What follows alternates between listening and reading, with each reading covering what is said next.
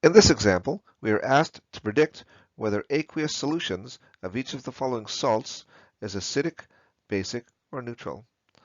In the first example, we have potassium chloride, and the strategy here is to dissociate the salt into its component ions. So starting with potassium chloride, we see that it will dissociate into potassium plus 1 cation and the chloride anion. The next step is to analyze each of the individual ions to determine whether they are acidic, basic, or neutral. So starting with chloride, we can see that it might be considered to be the conjugate base of the strong acid hydrochloric acid. And since the conjugate base of a strong acid is an infinitely weak base, we can see that chloride is neutral. Next, looking at the potassium plus 1 cation, we can see that it might be considered to be the conjugate acid of the strong base potassium hydroxide. And since the conjugate acid of a strong base is an infinitely weak acid, we can see that potassium plus 1 is neutral. Another approach is to recognize that potassium plus 1 is a group 1 cation, and group 1 cations are neutral. So here we have a neutral cation and a neutral anion, which gives us a solution that is neutral. Next, we'll take a look at another salt, potassium fluoride. And here we can see that potassium fluoride dissociates into the potassium plus 1 cation and the fluoride anion. Again, looking at each of the individual ions, we start with fluoride and recognize that this is the conjugate base of the weak acid hydrofluoric acid. And since the conjugate base of a weak acid is a weak base, we can see that fluoride is basic.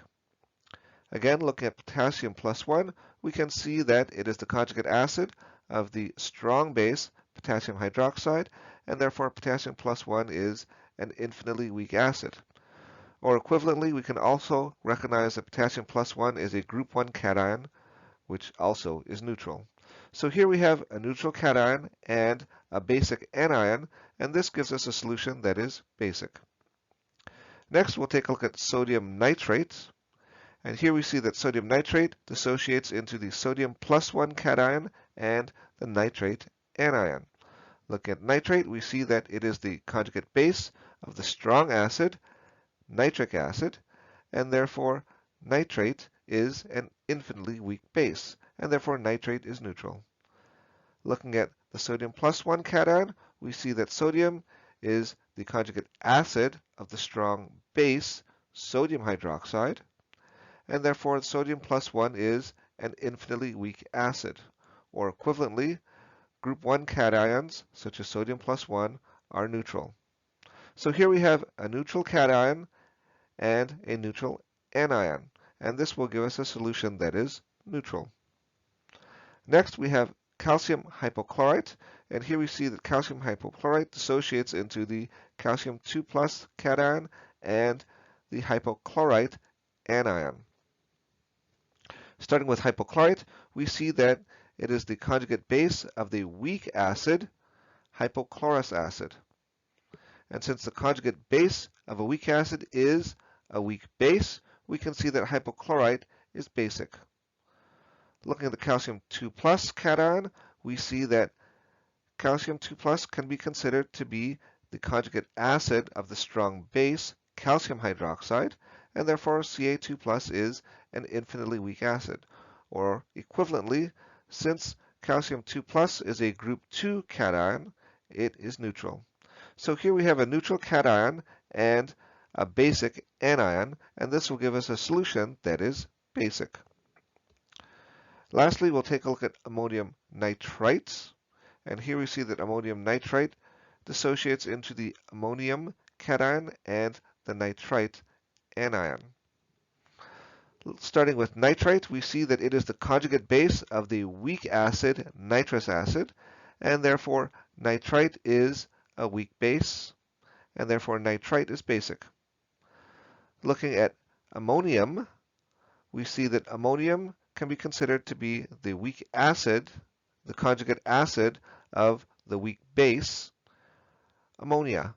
And the conjugate acid of a weak base is a weak acid, and therefore ammonium is acidic.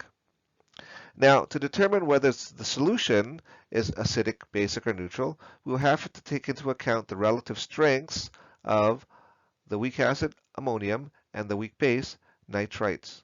And we can do this by looking at the pKa's. So the pKa of ammonia is 9.25, and the pKa of nitrous acid is 3.25. Now, since we're looking at nitrites, which is its conjugate base, we'll convert the pKa to a pKb, and doing that gives us a pKb for nitrite of 10.75. So now we can compare the pKa of ammonium with the pKb of nitrites.